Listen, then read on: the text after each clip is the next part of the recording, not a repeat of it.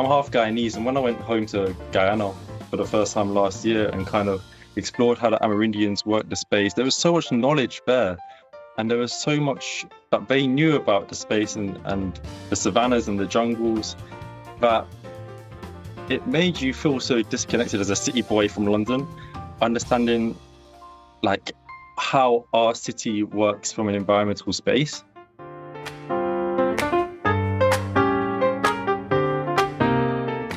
I kept going to events to kind of widen my lens, and it was just elderly, white, middle class people going to these events, and you feel very much like an outsider. And a lot of young people would relate to that, and they ultimately hold positions of power, and that then circulates round, and it's the same people that get interested, but it's not reflective upon the community that is representative of London. And London is one of the most diverse cities in the world, and it's about including everyone.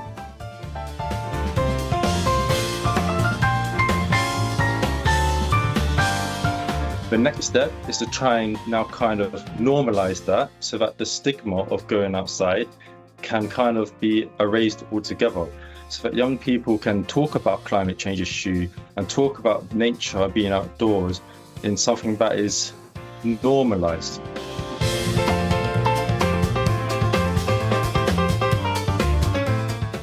So if you are looking to get into conservation per se, definitely do a little bit of research on Google, because there are funding opportunities and even scholarships, for example, that can kind of help you to get that step up, to kind of put that barrier down for you.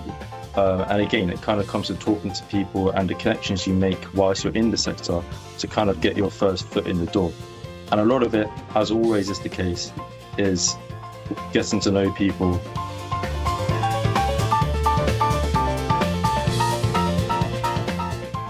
Welcome to the latest episode of Ready, Steady, Green. In this podcast, we're discussing challenges and opportunities of turning climate awareness to climate action. In other words, making sustainability sustainable. We'll be focusing primarily on young people, as they are the ones who are and will be most affected by the global challenges of today and tomorrow, and hopefully they will be the ones whose actions can change the current trajectory. This is not intended to be a specialist podcast to sustainability experts. Instead, it aims to broaden the discourse and help everyone realize how closely the topics of sustainability, climate, health, quality of life, technological development are all connected. The episodes of Ready, Steady, Green aim to inspire everyone to step up and step out in their lives and in their communities. This is our last episode before the summer break. In fact, summer has already broken out in a way, and I'm very pleased to welcome today Jonathan Nobrega in our studio. Jonathan is an environmental advocate and sustainability trainer and educator, and a young engagement specialist based in London. Instead of a more detailed introduction, I would like to welcome you, Jonathan, in the studio and ask you to say a few words about yourself in relation to your profile as a sustainability engagement expert. Yeah, great to be here, Gabor. Thanks for inviting me on. Yeah, so I'm Jonathan. I describe myself, I suppose, as an environmental engager at the moment, trying to get new communities into the space and trying to diversify what we would currently call, I suppose, the environmental sector more widely, as it's currently the second least diverse sector in the UK as a whole. And I think it's very important that if we talk about climate change, we involve entire communities that are going to be affected of it. It shouldn't just be an exclusive issue. And that's something that really bugged me as I kind of entered the space as a young age. My kind of first introduction to climate change as a main issue was kind of through schooling. And then I had a particular passion for environmental ethics, which kind of became more prominent through my university life. And then when I was thinking I could actually make a career out of this, I just looked at the career prospects, and it just seemed that it was a particular demographic dominating the space. And it wasn't something that I particularly would have felt at home with, I suppose. So I can imagine that a lot of other people like me going into the space would have felt the same. So it just seemed like a big barrier to break down to get what you would call kind of like a normal job within the sector. So I always proclaim I'm not an environmental expert. I don't have a zoology background. I don't know every plant from each other. But I think in some ways that's a benefit because not many people do. And it's about learning together. Well, throughout my entire work, I think if I don't understand something, another person's experiencing the same thing. So how can we put two and two together and make it, engaging for both of us to work out new things about the environment and new ways to kind of learn with it. So that's what I very much do in my work. I've now gone to work with the WWT and the London Wildlife Trust, kind of city-based engagement roles, particularly working with young people. And that kind of sprung out from my kind of grassroots work where I set up my own organisation called the Wild Collective while I was at university, kind of engaging with young people from the university who perhaps wouldn't consider getting into the space, trying to target them. And that was very much my kind of first foray into what engagement methods work and what don't, which I can then go and kind of be into my career going forwards. Well, you brought up a couple of very interesting points, and also you demonstrated some modesty when you said that you're not a climate expert or a sustainability expert, but you do have a strong background in environmental humanities, which is a very important element, I believe, in any discussion of climate change and sustainability. Perhaps one of the problems is that for a long time, the discourse has been dominated by perhaps experts and scientists lacking the actual perspective of what everyday people or what society or most of the society would know or not know about this topic. So I think you bring a very important set of expertise to the table. You became interested in this profession and career possibility when you noted there is a lack of diversity in this area. How did you know that, and what does it mean specifically? To be honest, it ties in with what you said earlier in terms of the kind of space being led and directed by experts, either within their scientific field or kind of more widely. And I'm half Guyanese, and when I went home to Guyana for the first time last year and kind of explored how the Amerindians work the space, there was so much knowledge there, and there was so much that they knew about the space and the savannas and the jungles that it made you feel so disconnected as a city boy from London, understanding like how our city works from an environmental space.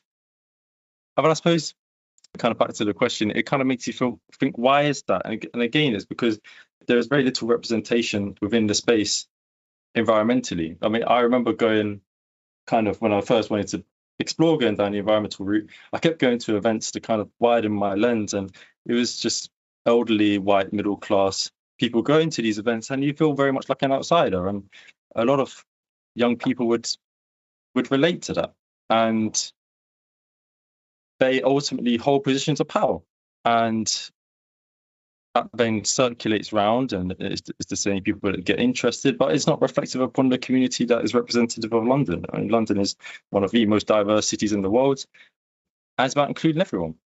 But this is not to say in a million years that people of colour or people from diverse communities are not involved in nature, but have and always have been. As I said, a lot of knowledge comes from communities back home who would have had this knowledge in the first instance. It's just that they've not been given that opportunity, or they've not been felt to feel welcome in the space, and it's deeply frustrating. I mean, people talk about climate change as a big issue, but when people ask me what the most important issue here is, well, obviously it is climate change, but it's the fact that people aren't engaged with it in the way that would allow for action to happen.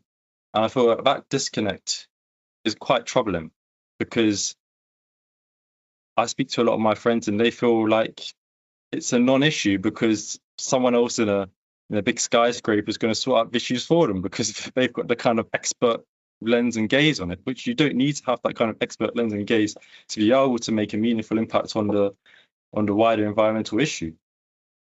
One of the occasions where we met was the London Student Sustainability Conference last year in 2025, where you won the prize for the most original or most creative poster presentation. Was it the same topic that you covered there? If I recall, it was very similar or along the same lines. And if so, what was the reaction from other students there? That work that I presented at the conference was based widely on my dissertation I did at my master's level, which kind of looked at how environmental organisations in the UK could better engage that young and diverse urban demographic in London. Because I think it's really important that the big organisations hold an example for the wider population as how environmental engagement can be best done.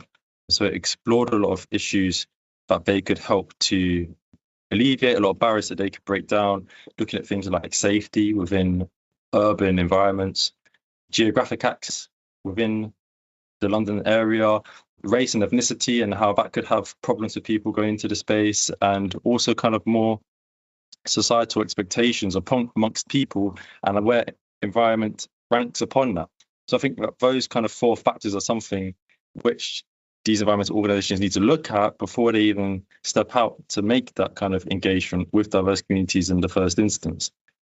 It's interesting to kind of reflect upon the research in practice and to see whether that is possible from inside an organization. At the spot at the conference, what was then the reaction from fellow students? Did it resonate with them, or was this something which they had not experienced earlier? Yeah, well, I think the beauty of the conference was that it was very diverse in the sense of the amount of approaches that were going into the environmental space, I suppose. We had people kind of giving their presentations of mathematics and how that can solve the issue, giving presentations on the scientific aspect of it. So it was very interesting being in that kind of that diverse mix.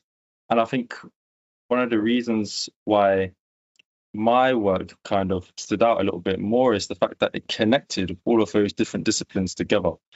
And it's the fact that it kind of shed light on the fact that if the diverse communities and disciplines come together, there's a lot of change that can be made from it. It shouldn't just be let down to the scientists to kind of work it out, because they're not going to do that themselves. It's not their speciality. So I think so often in the environmental space, it's not diverse and it's not encompassing enough to be able to make a societal or a very impactful change. Cottoned onto it a little bit because they felt that they were part of the kind of mission to improve diversity, no matter what background they came from. Mm-hmm. I see. Now, when you meet other young people like yourself, encouraging them to become volunteers, or you are sitting together in a session around some exciting sustainability topics, what are the main concerns of young people in relation to climate and the climate crisis? I think feeling powerless, I think, is perhaps the main factor here. And I think because, environmental change, climate change is such a big issue, and the media kind of presents it in a worldly light, in the sense that we've just sat through a few heat waves going on, and this is something that affects populations widely. So when you think of little old me in that, what can I actually do to make a change? It seems like a huge mountain to climb and feel so disconnected for so many young people. That's something on the forefront of their minds. And another thing is the kind of, I think particularly with young people, they go through a stage of identity formation when they're trying to find their identity and themselves growing up within their lives. And I think at the moment, the environmental space doesn't tap in to the things that they feel associate with them. And I think that's the reason why so many people feel disengaged with it, because it doesn't feel culturally aligned with them. And I think that's the problem, why the big gap for young people to get into it, because they just feel like it's not relevant for them, or something that they want to align their values with, because it's held by people or it is presented in a light that wouldn't suit their identity formation growing up. So I think, that combination of feeling powerless and maybe it's just not for me kind of leads to a point where young people perhaps wouldn't consider it. But at the same time, they feel very concerned. The young people I meet in classroom or outside of it, and when we talk about these issues, they really, really share their concerns. They understood the gravity of the problems, and it is a bit of a a mixed picture, isn't it? Or two sides of the coin. So on the one hand, concern, anxiety, helplessness, maybe. But on the other hand, really, in many of them, I find openness to learn, openness to join forces or do something about it. Would you agree to this vision of mixed picture? Absolutely, yeah. I mean, the kind of helplessness aspect, I think, ties in with the climate anxiety aspect of it, in the sense that it's like, where do you start? It's such a big issue. And I think a lot of young people go through education as well, hearing about all of the problems climate change will present. And I think maybe perhaps there's a combination of the fact that the things that society kind of applauds, whether it be money, power, wealth, those things are kind of put on a pedestal, whereas environment and living frugally and prudence and all of these kind of values perhaps aren't raised about as much in the modern age. I think particularly in terms of like social media, it's about kind of presenting yourself the best as possible and kind of keeping up this image all the time, wearing the best clothes, looking the best way. I think all of these things combined create a perfect storm where people feel detached from the kind of roots of what creates all these things, which is obviously the environment. And that then leads to the kind of climate anxiety, because the two and two don't seem to go together. It seems like you can't be having the things of what society expects you whilst being environmentally friendly at the same time. It seems to be a trade-off. You either be environmentally friendly and go down that route of, being incredibly frugal and living environmentally, being vegan and all these kind of things, or you just go down the other route and try and achieve what the capitalist world we believe in now is the good thing to do. So I think it seems like a trade-off in young people's minds, and I think it's just finding out the way which seems most plausible to them, and offering them opportunities is something that would turn minds and make things more kind of palatable for them to continue with. If I understand correctly, what you're saying is that the environmental crisis and youth attitudes cannot be separated from issues of power and social injustice and their position in society. Absolutely, yeah. The two and two go together. There's a conflict of interest, I think, in young people. Well, that actually formulates quite a task ahead of us, doesn't it? I mean, how to overcome this massive issue by actually hitting both birds with the same stone or addressing both issues at the same time. How can we create a world which is both environmentally and socially just and fair? That is an enormous task. It's an absolutely enormous task. But when I talk to you and young people like you, I always see light at the end of the tunnel, because one of the things, just to turn a little bit the discussion from this doomsday scenario, one of the things which I really like a lot where I saw examples where you underline the importance of hands-on activities and hands-on experience of students with nature or resources coming from nature. Can you share some experience here or some examples?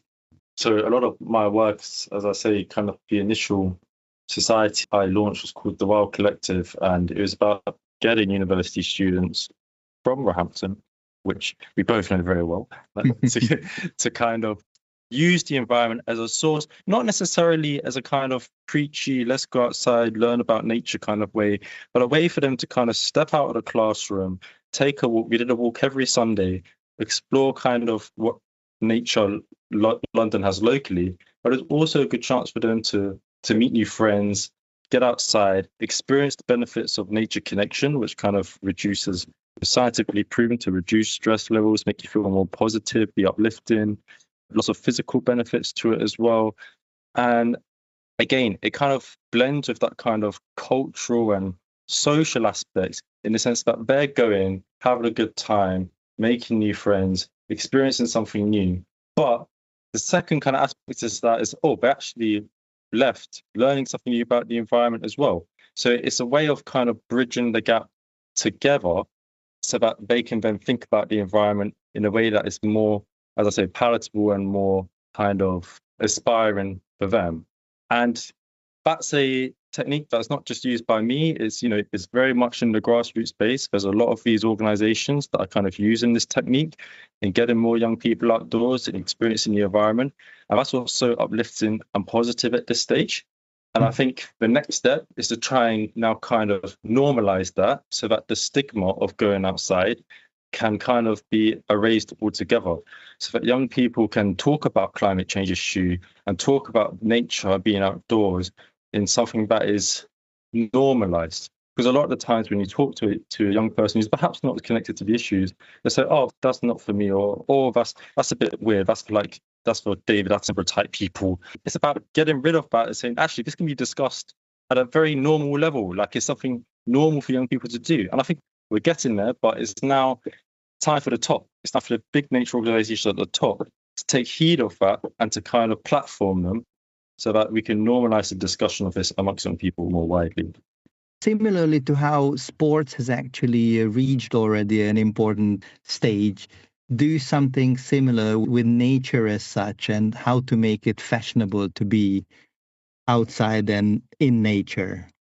Because if I understood correctly, you mentioned that being outside or outdoors in itself is not something that much pursued by young people, or I might be wrong. Let's say you can talk to a friend about sport very easily. It's something that's, kind of widely culturally acceptable. You could say music, fashion, any of these kind of interests. But I think when it comes to nature and the outdoors, it's something people worry about and feel a bit intimidated about because they feel like they might not know enough about it. So it's kind of making this kind of hobby sector way of thinking something more normalized and something that people can see on social media, and there'll be good content about it to make it more discussable. And there's good work going on about this already. I know people who are kind of combining football with bird watching and kind of making sure that people who play sport kind of understand that nature kind of underpins it. I mean, how many times have we heard in the World Cup about poor pitches? They're all ripped up because of, they're not good quality in the sun, and we have drought. Football is affected. Any sport is affected by climate change. The Winter Olympics, we've not got enough snow.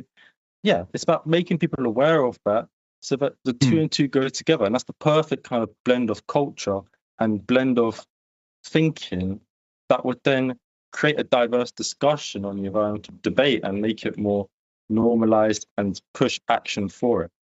I love that. In fact, just recently I was thinking quite a bit about how to bring more of the education outside of the classroom. And I don't mean outside just in itself, but outside into nature. Obviously, some programs and some subject areas lend themselves to this. So that's not a big thing for a zoology course or life sciences program to have classes outside. But some of the traditional indoors subject areas, business, law, how do you bring some of those classes out into the wild, or at least into the green? And the picture that actually initiated this thought was that I saw a painting from 2000 years ago when Platon was discussing philosophy with his students, and they were sitting under a huge fig tree. And I just imagine now that must be very inspiring to sit with your students under a huge tree and just discuss about some of the essential questions of life. Maybe in my next academic career thoughts, I will think about this, the business education or other types of education outside of the classroom and in nature itself. I think you're completely right. When I reflect upon it myself as a young person growing up in London, throughout my educational career, I never heard the word nature connection once. I never had the experience of going outside and understanding what nature was out there. When you think about that, that's crazy to kind of comprehend. I mean, I don't know what the situation is like in other countries and other places, whether it changes rurally or urban. But you just think, wow, you leave school not knowing the name of your local birds. If you're not able to notice those changes locally, where's your starting point? And I think that's a big issue with kind of the education system. But again, there is positives from it. We've recently just launched the kind of natural history GCSE in the UK. So hopefully that will go from strength to strength. But again, it would be nice to see it widely distributed throughout the curriculum and it not be kind of a specialised issue. And I think at Roehampton, we've kind of done that very well in having modules that anybody can take throughout the university who even might be slightly interested in climate change or environmental awareness, but they can take that lead. It's quite beginner friendly and they can kind of learn with other students who are in the same boat. It makes it a nice environment for people to learn about these issues as opposed to it being just something for zoology students or just something for the science students or, and so on. Right. It's interesting you bring up the example of natural history education because just in the last episode, a couple of weeks back in our podcast, Kirsty Crawford from the Marine Conservation Society spoke about this. And she also underlined how important step that was in helping young people be familiar, understand some of the fundamental things that surround them, and not only understand that, but then be able to relate and even live within those contexts. It is so important. Now, speaking of young people, I wanted to ask you a little bit to talk about the London Wildlife Trust and your work there as a youth project coordinator. What does it entail and what are the challenges you find in your work there? Yeah, so the London Wildlife Trust are an organisation who have done some great work with young people in terms of improving the diversity of people who get involved. They run a traineeship for young people, kind of 18 to 25 when they leave school to get into the space. And they've kind of outstripped a lot of other organizations in terms of their diversity and the kind of the innovative nature that they run it. So I was very excited to go and work for them in a new project called the Keeping It Wild Collective, which basically just runs 2 events every month for anyone aged 16 to 30 to get involved with nature. It's completely free. So it breaks down that barrier. And they're largely centrally located in London. So again, breaking down the kind of geographic access barrier as well. And the events that we run stem from go from arts. We do kind of arts-based activities right through to the kind of scientific, more kind of nature identification side of things, but also the activities focus on upskilling people who are interested in nature and how they can then go and perhaps write a letter to their MP or join a local campaign organisation. So it offers a lot of hope at a fairly, and kind of reduces the barriers of entry. So it was a really exciting, innovative project to be on. Yeah, it was really exciting to be a part of. And in terms of the challenges, I think, again, a lot of these organisations suffer from the same issue here in the sense that when they bring new kind of diverse people and talent into the organization, they can sometimes feel unsupported in the sense that the organization thoroughly represent the communities that they're trying to attract. And I think that can sometimes lead to a trust issue with the organizations and the young people getting involved with it, because there's a lot of chat in the environmental space about EDI, improving EDI, improve EDI. And I think organizations across the kind of spectrum have this issue, but there's a point that becomes like a tick box exercise for people who want to get involved with it. And I think it's now the organization needs to look inwards, make their organizations diverse in the first instance, and addressing the culture within them to then make young people then identify with that organization and feel even more comfortable to get involved with it. As I talked about earlier, identity formation is a big thing. And a lot of environmental organizations are guilty of having historical legacies, but very unpalatable in the 21st century. If you look at some of the activities of the WWF, or I could name a lot, but they wouldn't sit comfortably in this time now, especially for young people who are very switched on in terms of social justice issues. So I think if they address those and diversify their organizations, again, that would then be a big step for young people to kind of see themselves fit in and to feel more comfortable within that space. From an organization point of view, that's one of the biggest challenges. And to be honest, it seems like the tops of those organizations have the biggest influence in making that happen. But it's about kind of addressing the difference from the people who might be working low level within the organization to the ones working high, and for them to kind of acknowledge that and to address the culture within it. Are you referring to some differences in interests and differences in views between large, established, nationally, internationally well-known organizations and others who are more on the ground, smaller, maybe definitely with less resources in their pocket? Absolutely, yeah. I mean, there are loads of grassroots organizations that are doing great work in acknowledging this, because they know that this is the situation. They can't slip into an event organized by one of these long-standing organizations. It's not made for them. There's a good cluster of grassroots organizations doing the work. I think it's about linking the two, or kind of alternatively giving them the power and the funds and the money to make them big enough to then become a competitor in the space of the kind of environmental sector more widely, so that it can be much more open. So what would be your advice to a young man or woman whom you meet and they ask you about, okay, I'm interested in doing something about the local community where I live because I'm appalled by how construction is eating up green spaces, and I'm interested in doing something about it, but what should I do? What should be my first step? I think first of all is acknowledging that you have the power to do so, and that you are possibly the best placed person to make that change.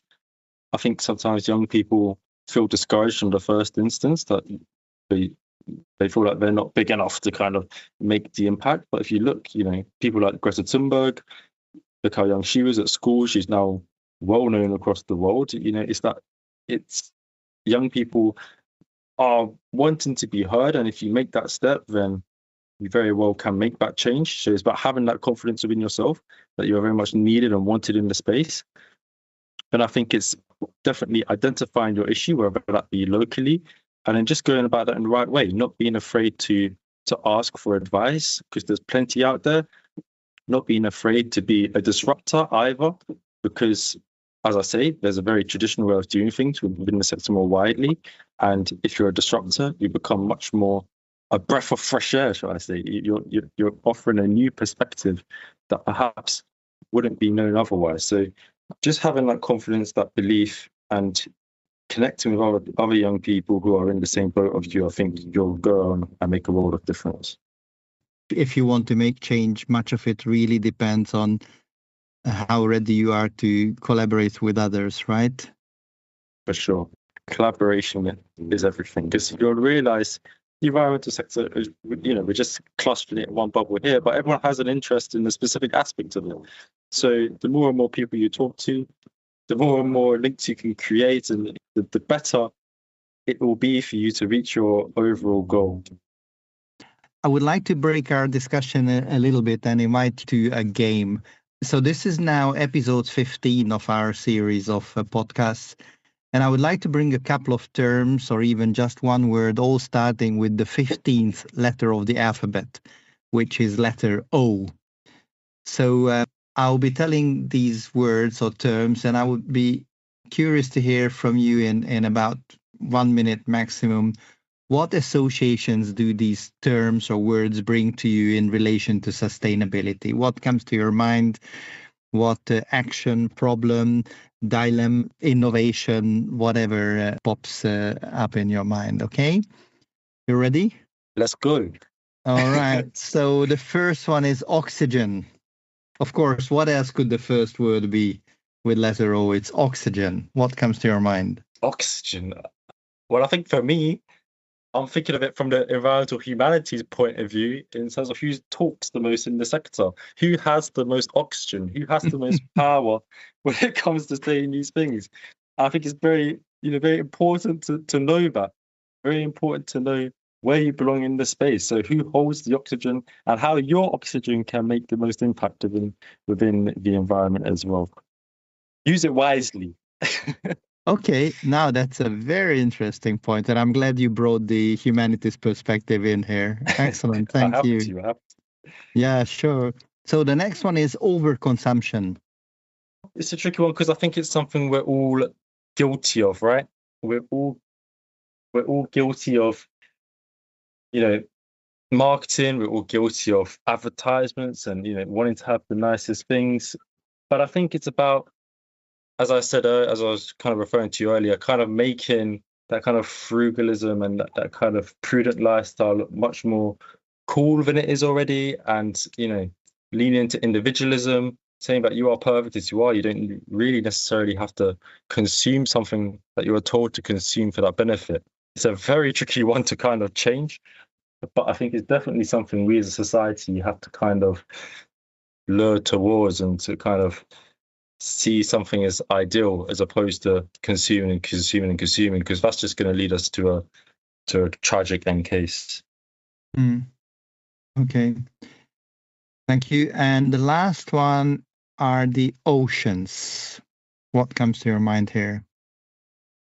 Oceans, wetlands, and kind of water is something that is incredibly powerful, even more powerful so in terms of helping the environment than we think of kind of trees and rainforests. People think of trees and kind of these ecosystems as being sucking up CO2 and this kind of thing. But oceans and wetlands more widely actually do that more so. So I think it's something that we can tend to ignore every now and then because we're just not used to being in or around it, because otherwise, obviously, we wouldn't be able to breathe. But it's something that we inadvertently impact. And I think the best way to kind of get ourselves to think more about the ocean is by just engaging with it. If you go to the seaside, if you go and do some sport out on the ocean, it makes you think of the problems there, and they become very real, especially on our coastline in the UK.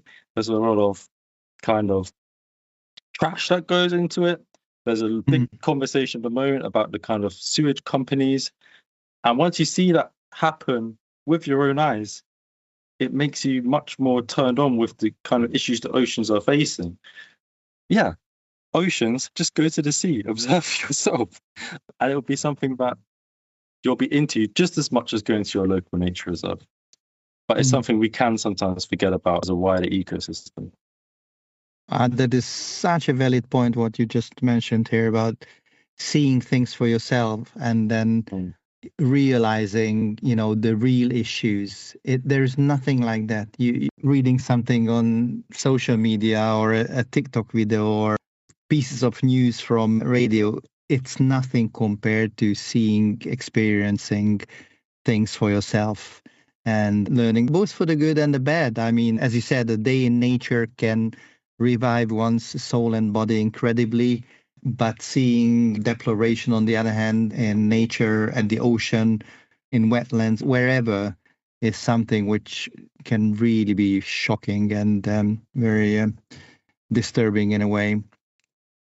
Well, thank you. You were very good in this game. So thank you for reacting promptly and with so much insight and empathy on these topics.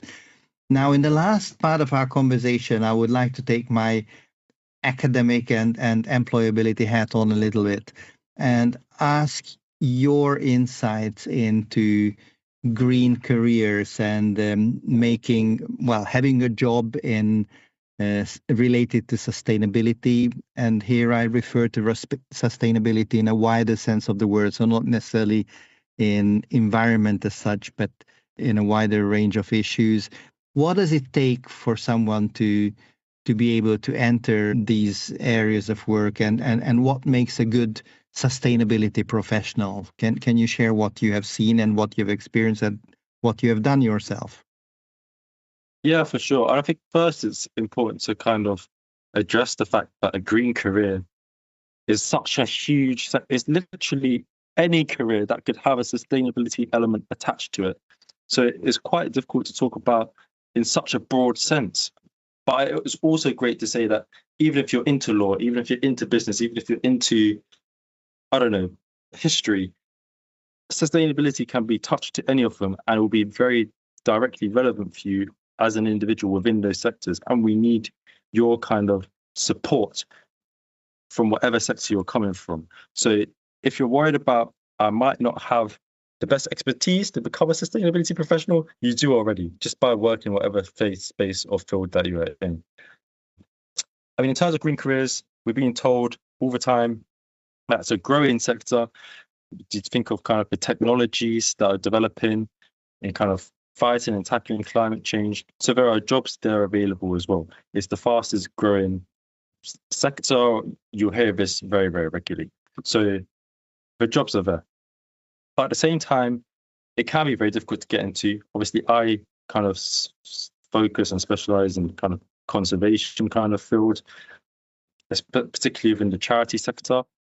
It can be a lot of hours of volunteering to get into the industry in the first place, which can be very challenging. And again, that kind of discriminates against those who perhaps wouldn't have the time and the or could afford to invest that time into an organization.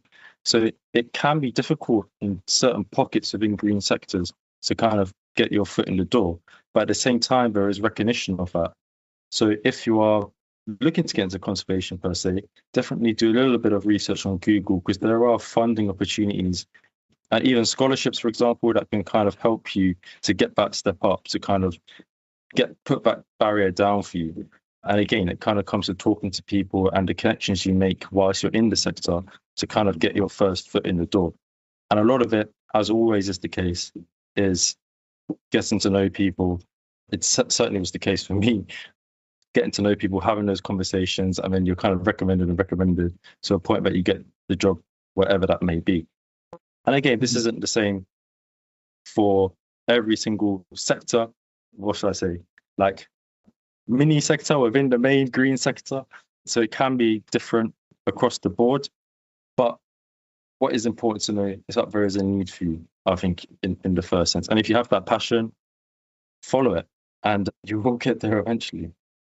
I wanted to pick up on one thing. You spoke about volunteering, and just recently a student asked me about the volunteering opportunity, and I asked her, so what is your concern about it? Because she was not fully clear whether she wanted to apply for that role or not. It was a volunteering non-paid role. And she said, my biggest concern is that it doesn't really add much. So I would be doing it instead of a paid job or instead of my studies. And just because I'm interested, I'm not sure it gives a lot to me. And then I explained from my perspective what I find valuable inputs and valuable pieces of experience from being a volunteer in a role, especially if you are passionate about that area. But looking from your perspective, what would you have responded to this student? Why should she take this volunteering role? What's in it for her? If you're volunteering in something, it already proves your passion for it than a paid position, because you're putting your own time, your own energy into something that you're not going to get anything back financially for. But what you will get back is the skills. You're going to talk to people that are going to have similar passions to you, and then that's going to lead you on to the next step, the next step, and the next step. So, and I think a lot of people are kind of put off about volunteering to an extent because they think, oh, maybe I won't fit in, maybe it's a little bit too far, I don't have time for it. And I certainly had those same thoughts myself. But once you do it for the first time, again, you go to a volunteering session, someone recommends something else. Oh, you're interested in, I don't know, endangered turtle species in such and such a place. I know this person who does this. And then before you know it, you're on a paid position with someone who is looking at these endangered turtles within whatever country it may be. It is definitely a springboard for you to kind of get to that next step. But also, in and of itself, it proves that passion that someone else might not have gone out of their way to get and they won't have it on their CV. So it's certainly something that is worth investing. It doesn't have to be huge chunks of time within yourself as an individual. All students are very busy, lots of part-time work, lots of studies, lots of exams. There's a huge amount of pressure on a student. So even if it's just once a week, even once a month, it's something that would set you apart from someone else who didn't do that. And it also is worthy of proving your passion in that space. I see. Well, this was a very good sales pitch for a volunteering role. So thank you very much. I wish Sign you up were today. there when this student of mine asked me, but I think I didn't do very bad, but definitely you were more convincing, I think. All right. So the last question I have to you is somewhat looking at the future. And what I would like to ask is that if you had things your way, what would the next, let's say, 5 years look like for you in professional terms and from the perspective of sustainability and working in this field? 5 years is a very short time. We can make it 10, or I'm used to politicians speaking, so 5 years is a lot. So instead, let's take the scientific and global planetary approach, 100 years. No, For sure. Well, I mean, the end goal for me, like the kind of utopia that this environmental space could achieve, is that, as I say, all the organizations that operate within it are reflective of the communities that they're trying to outreach. I mean, that will definitely make much more change within the climate change issue and through our society more commonly. But again, as I said earlier, it's about breaking down that stigma, about talking about climate change and environmental issues in the first place.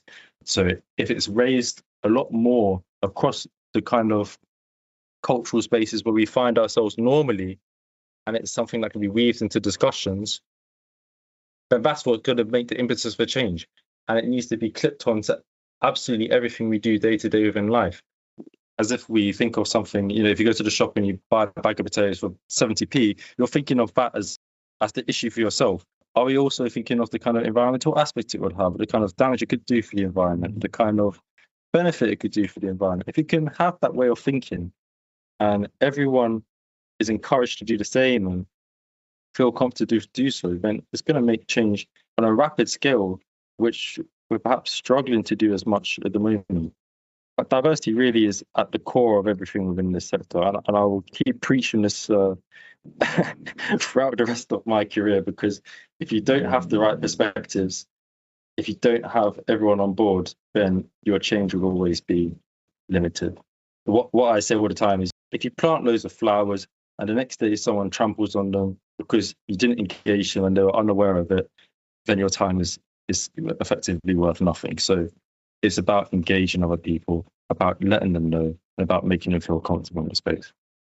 Lovely. That is a beautiful ending, and I couldn't agree more. And in this journey, one of my pet professional areas, communications, has a very important role to play as well, especially taking your perspective into account as well, and diversifying communication, its language, its methods, its channels, to make sure that we can engage a much wider group of people, everyone. That is a big challenge. So thank you very much for joining me on this podcast today, Jonathan. It was lovely to talk to you and hear a young, dynamic person's perspective on critical, important issues related to sustainability, climate change, and how to bring this topic into the forefront for everyone, not only some selected or limited audiences. Thank you all for listening to our podcast today. As I said at the start, this is the last episode before our summer break. We will be back early September with our new and renewed episodes.